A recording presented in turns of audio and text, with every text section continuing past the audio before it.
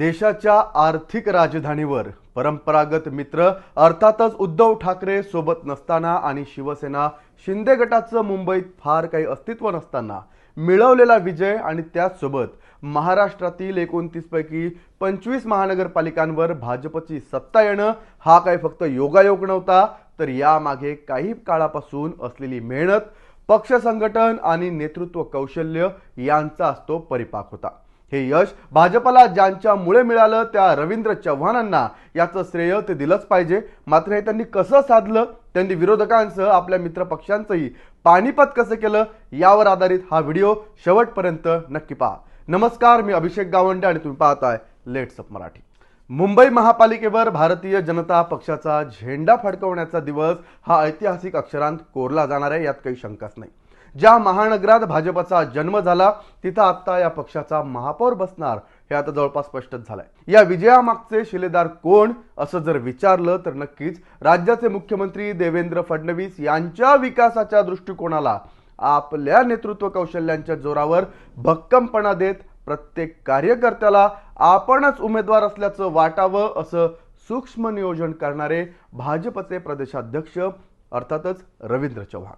राज्यातल्या जनतेनं त्यांच्या विचारधारेला दिलेला प्रतिसाद हेच भाजपच्या यशाचं रहस्य आहे। रवींद्र चव्हाणांनी हे कसं साध्य केलं ते आता आपण पाहणार आहोत। भाजप हा शहरी भागातील पक्ष अशी त्याची ओळख आहे। त्याच अनुषंगानं याच शहरी मतदार वर्गाची नस ओळखण्यात रवींद्र चव्हाण यशस्वी झाले।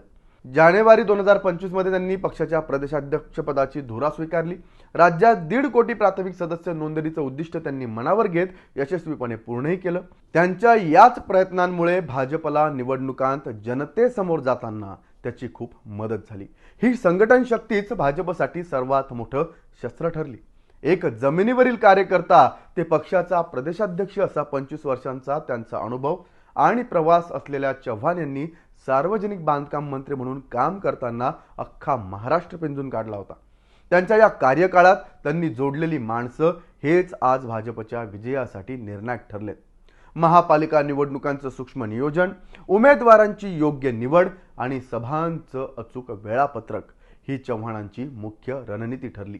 सरकार आणि पक्ष संघटन यांच्यातील आदर्श समन्वय राखण्यात ते यशस्वी झाले असं काही राजकीय विश्लेषकांचं मत आहे।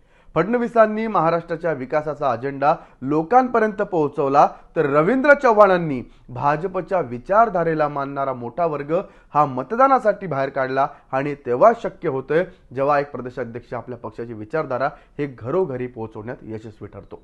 महापालिका निवडणुकीतील विजयाची संपूर्ण आकडेवारी जेव्हा समोर आली तेव्हा चव्हाण यांनी आखलेल्या रणनीतीची चर्चा ही सुरू झाली।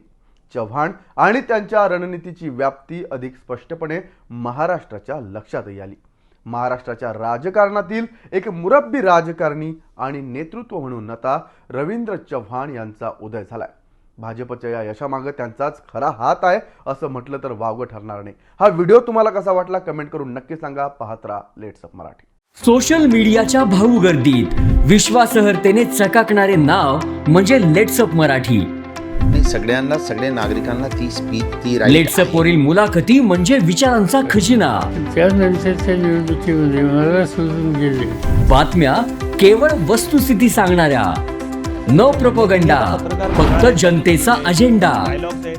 क्योंकि आने वाला कल जाने वाला है, जाने वाला कल आने वाला है। राजकारण, मनोरंजन असो की क्रीडा क्षेत्र, महाराष्ट्राची स्पंदने संवेदनशीलतेने टिपणारे माध्यम म्हणजे लेट्स अप मराठी।